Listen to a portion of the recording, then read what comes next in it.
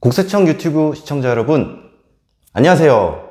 국세상담센터의 새한남 이도헌 조사관입니다. 네, 오늘은 5차 답변 시간입니다. 자, 바로 시작해 보도록 하겠습니다.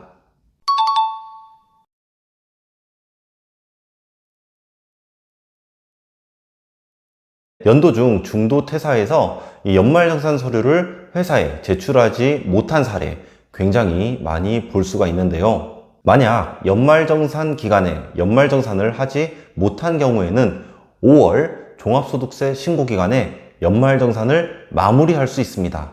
2019년 소득에 대한 종합소득세 신고기간은 2020년 5월이었기 때문에 현재 기간이 지났습니다.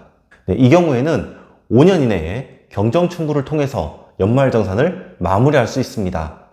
다만 신고하기 이전에 근로소득 원천징수 영수증을 한번 확인해 주시기 바라겠습니다. 이 근로소득 원천징수 영수증은 국세청 홈택스에서 조회할 수 있는데요. 네, 국세청 홈택스, 마이홈택스, 연말정산, 장려금, 학자금, 지급명세서 등 제출 내역에서 해당 내용을 확인하실 수가 있습니다. 그리고 이 조회되는 근로소득 원천징수 영수증 상에 이 결정세액이 얼마인지 반드시 확인해 주시기 바라겠습니다. 만약에 결정세액이 0원이라면 연말정산 서류를 추가로 제출하시더라도 공제를 추가로 적용받을 수 없다는 사실 꼭 기억해 주시기 바라겠습니다.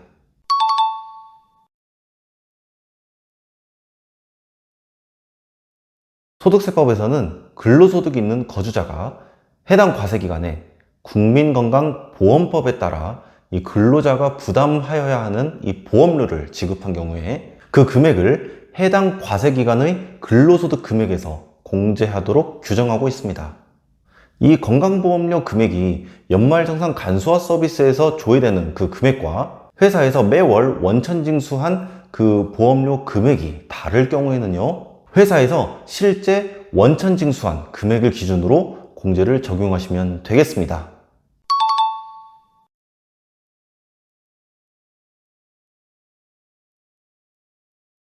네, 직계존속에 대한 기본공제를 적용받기 위해서는 나이 요건과 소득 요건을 충족해야 되는데요.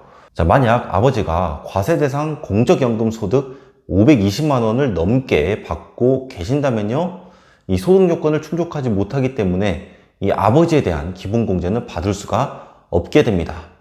자, 하지만 이와 무관하게 어머니가 연간 소득금액 합계액이 100만 원 이하에 해당이 되고 1960년 12월 31일 이전에 출생하신 경우에는요, 이 나이 요건과 소득 요건을 모두 충족하기 때문에 이 어머니에 대한 기본공제를 받을 수가 있습니다.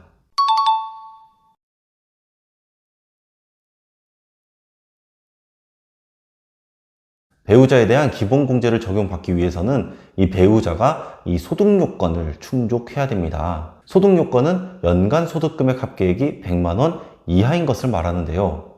여기에서 연간 소득금액 합계액은 이 종합소득금액, 퇴직소득금액, 양도소득금액의 합계액을 말합니다. 자, 따라서 퇴직소득금액까지 포함해서 100만 원 이하에 해당되는 경우에 한해서 이 배우자에 대한 기본공제를 적용받을 수가 있습니다.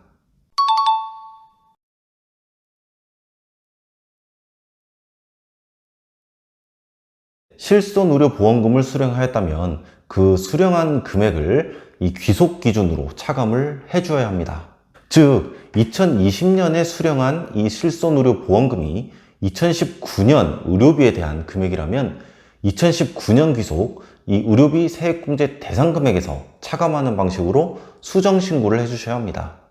만약 연말정산 간소화 서비스에서 조회되는 이 수령 금액이 몇 년도 귀속분인지 잘 모르시겠다면요, 번거로우시더라도 해당 내용을 보험회사에 문의를 하셔가지고 몇 년도 귀속분인지 확인하신 이후에 의료비 세액공제 대상 금액에서 차감해 주셔야 합니다.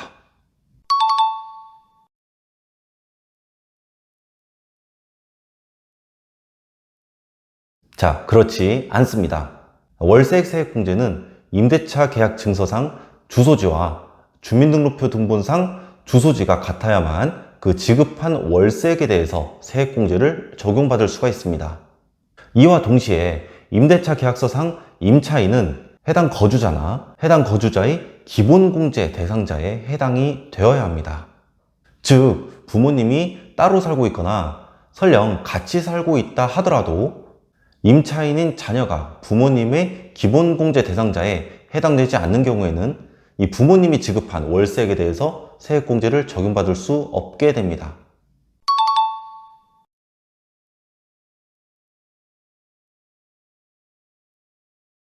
대학원 교육비는 근로자 본인을 위한 교육비만 세액공제 대상에 해당이 되죠. 자, 다만 이 교육비 세액공제는 근로 제공기간에 지출한 금액에 한해서 세액공제를 적용받을 수가 있습니다. 2020년 9월에 취직한 경우 이 취직하기 이전에 지급한 교육비는 세액공제 대상에 해당되지 않습니다.